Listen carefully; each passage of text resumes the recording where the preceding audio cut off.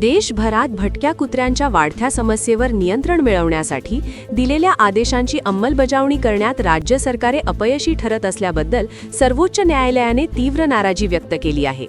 निर्बीजीकरणासंदर्भातील स्पष्ट सूचना असूनही अनेक राज्ये केवळ कागदोपत्री योजना दाखवत असल्याचे न्यायालयाने स्पष्ट शब्दांत नमूद केले. प्रत्यक्षात जमिनीवर कोणतीही ठोस कारवाई दिसत नसल्यामुळे नागरिकांच्या सुरक्षिततेचा गंभीर प्रश्न निर्माण झाला असल्याचेही न्यायालयाने सुनावणी दरम्यान सांगितले.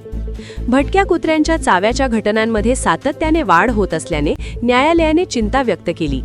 विशेषतः उत्तर प्रदेश, राजस्थान, तामिळनाडू, पंजाब आणि तेलंगणा या राज्यांमध्ये या घटनांचे प्रमाण जास्त असल्याकडे न्यायालयाने लक्ष वेधले. या राज्यांनी नेमकी कोणती प्रभावी पावले उचलली आहेत याचा तपशील सादर करण्याचे निर्देशही न्यायालयाने दिले. निर्बीजीकरणाची क्षमता वाढवणे, आवश्यक सुविधा उपलब्ध करून देणे आणि केवळ घोषणा न करता प्रत्यक्ष कृती करणे गरजेचे असल्याचे न्यायालयाने स्पष्ट केले. सार्वजनिक सुरक्षिततेच्या दृष्टीने शाळा, रुग्णालये आणि इतर महत्त्वाच्या सार्वजनिक ठिकाणी भटक्या प्राण्यांचा प्रवेश रोखण्यासाठी कुंपण घालण्याचे निर्देश यापूर्वीच देण्यात आले होते. मात्र अनेक राज्यांनी या साध्या आणि मूलभूत सूचनांकडेही दुर्लक्ष केल्याचे न्यायालयाच्या निदर्शनास आले. प्रत्येक सार्वजनिक इमारतीचे कुंपण हे केवळ भटक्या प्राण्यांपासून संरक्षणासाठीच नव्हे तर मालमत्तेच्या सुरक्षिततेसाठीही आवश्यक असल्याचे न्यायालयाने ठामपणे नमूद केले.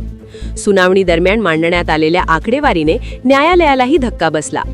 केवळ जानेवारी 2025 या एका महिन्यात देशभरात कुत्र्यांच्या चाव्याची 20,900 प्रकरणे नोंदवली गेली आहेत, तर 2024 या वर्षात एकूण 1.66 लाख नागरिकांना भटक्या कुत्र्यांनी चावा घेतल्याची माहिती समोर आली. या वाढत्या आकड्यांवर आश्चर्य व्यक्त करत न्यायालयाने राज्य सरकारांच्या निष्क्रियतेवर तीव्र शब्दांत टीका केली. न्यायमूर्ती विक्रमनाथ, न्यायमूर्ती संदीप मेहता आणि न्यायमूर्ती S.V. भट्टी यांच्या खंडपीठाने स्पष्ट केले की यापुढे अस्पष्ट आश्वासने, पोकळ दावे किंवा केवळ प्रतिज्ञापत्रांच्या आधारे वेळ मारून नेण्याची परवानगी दिली जाणार नाही. आदेशांची अंमलबजावणी न करणाऱ्या राज्यांवर कठोर कारवाई केली जाईल, असा स्पष्ट इशाराही सर्वोच्च न्यायालयाने दिला आहे.